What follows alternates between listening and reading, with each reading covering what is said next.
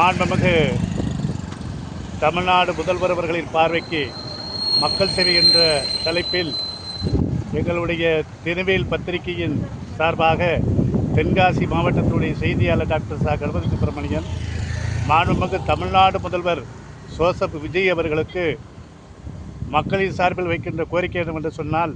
தென்காசி மாவட்டத்தில் கடையநல்லூர் சட்டமன்ற தொகுதிக்குட்பட்ட செங்கோட்டில் இருந்து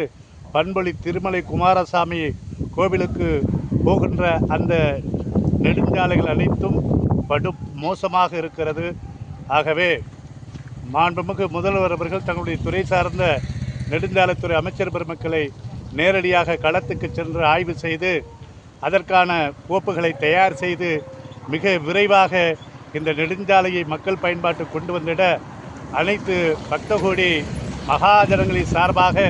இந்த கோரிக்கையை நாங்கள் வைக்க கடமைப்பட்டிருக்கிறோம். மேலும் நம்முடைய கடையநல்லூர் உயர்திரு சட்டமன்ற உறுப்பினர் அவர்களும் நம்முடைய செங்கோட்டை டு பண்பொழி திருமலை குமாரசாமி கோவில் வழியாக செல்கின்ற அந்த நெடுஞ்சாலைகளுடைய நேரடியாக தாங்கள் கள ஆய்வு செய்து மக்களின் கோரிக்கையாக போர்க்கால நடவடிக்கையாக துறை சார்ந்த அமைச்சர் பெருமக்களையும் துறை சார்ந்த அதிகாரிகளை சந்தித்து தமிழ்நாடு சட்டமன்றத்தில் நம்முடைய நெடுஞ்சாலைத்துறையுடைய மானிய கோரிக்கை 110 விதியின் கீழ் கடையநல்லூர் சட்டமன்ற தொகுதிக்கு உட்பட்ட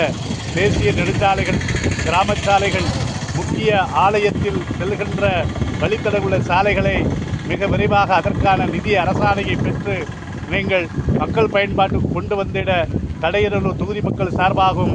பண்பொழியில் வாழ்கின்ற வாக்காளர் பெருங்குடி மக்களின் சார்பாக இக்கோரிக்கையை எங்கள் தினவேல் பத்திரிகையின் சார்பாக தமிழக அரசுக்கும் நம்முடைய உயர்திரு சட்டமன்ற உறுப்பினர் அவர்களுக்கும் மக்கள் சார்பில் கோரிக்கையை சமர்ப்பணம் செய்கிறோம்.